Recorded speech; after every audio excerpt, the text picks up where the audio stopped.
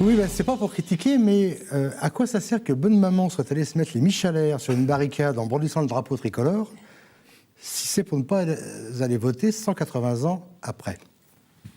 Allô? Ah, on me signale en régie que c'est pas du tout la réalité. En fait, il s'agirait d'un tableau de Delacroix et que de toute façon, il y a peu de chances qu'en 1830, bonne maman se soit baladée à Boîtier à poil comme une fémène. Entendu? Autant pour moi, je reprends donc au début. C'est pas pour critiquer, mais les gars, les filles, il faut pas être timide. C'est vrai, les gens, quand ils ne sont pas contents, ils s'abstiennent.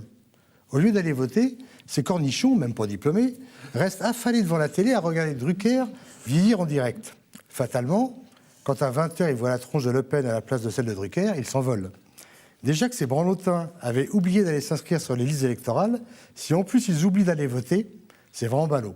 Alors le lendemain, tout nigo, les voilà qui reprennent en chœur.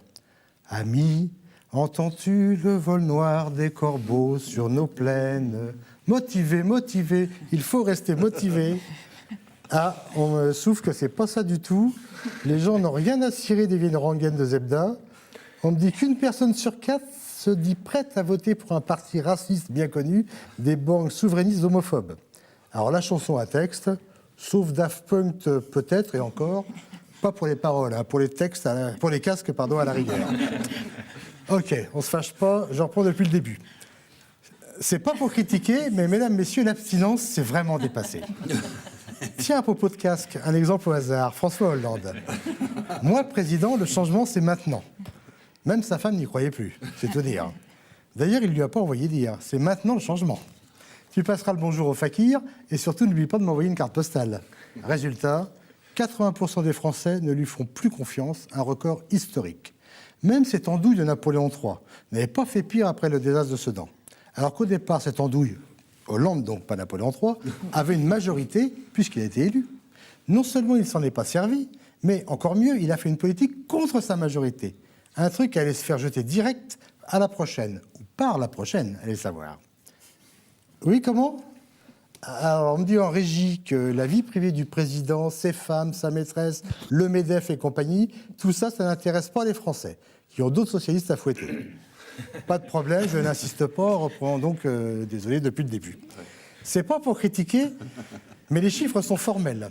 Un récent sondage prétend que 89% des gens n'ont plus du tout de confiance dans les partis politiques et 77% dans les médias. On se demande bien pourquoi. Un autre sondage prévoit carrément qu'un Français sur 2 n'ira pas voter aux prochaines élections. Au pays des Lumières, des droits de l'homme, de Stéphane Hessel, de Bernard Kouchner, de Pierre Arditi. Que dis-je? Au pays de Jean Blaise. Vraiment, c'est à désespérer du genre humain. À quoi ça sert d'avoir fait le voyage à Nantes si tout doit repasser de la lumière à l'ombre, comme aurait pu dire Jack Lang, avant de faire du passé table basse dans les sous-sols du mobilier national? Comment? Je dis n'importe quoi? Ah bah bon, vous énervez pas, je reprends depuis le début. Alors, c'est pas pour critiquer, mais il existe des solutions contre l'abstention. D'abord, il y a le vote obligatoire. Ensuite, il y a le vote blanc. Mais bon, si tout le monde vote obligatoirement blanc, on va finir par voir au travers et ça va faire nul. Mais il y a mieux, M. Bainvel, ici, présent, ne me contredira pas. À l'UMP, ils ont trouvé le truc.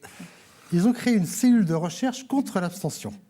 Ils ont expérimenté les solutions novatrices dans leur laboratoire de Corbeil-Essonnes. Alors c'est tout simple, mais encore fallait-il y penser. Il suffit d'acheter les votes et le tour est joué. Un courageux sénateur UMP a tenté cette opération pilote. On se demande pourquoi il n'a pas encore eu le Nobel. Même des socialistes ont soutenu récemment. La preuve que quand on veut s'entendre pour l'intérêt général, on peut. Et ce n'est pas la première fois que l'UMP innove contre l'abstention. Il y a déjà quelques années, dans le 5e arrondissement de Paris, ils avaient essayé de faire voter les morts. Alors là, c'était un peu en avance sur les progrès de la science, mais au moins, ils avaient essayé, eux. Quand on voit ça, on se dit que les abstentionnistes, ils mettent vraiment de la mauvaise volonté.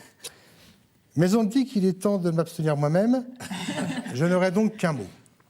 Mes chers compatriotes, poil au droit de vote, je crois aux forces de l'esprit, poil à la démocratie, et je ne vous quitterai pas, poil au débat.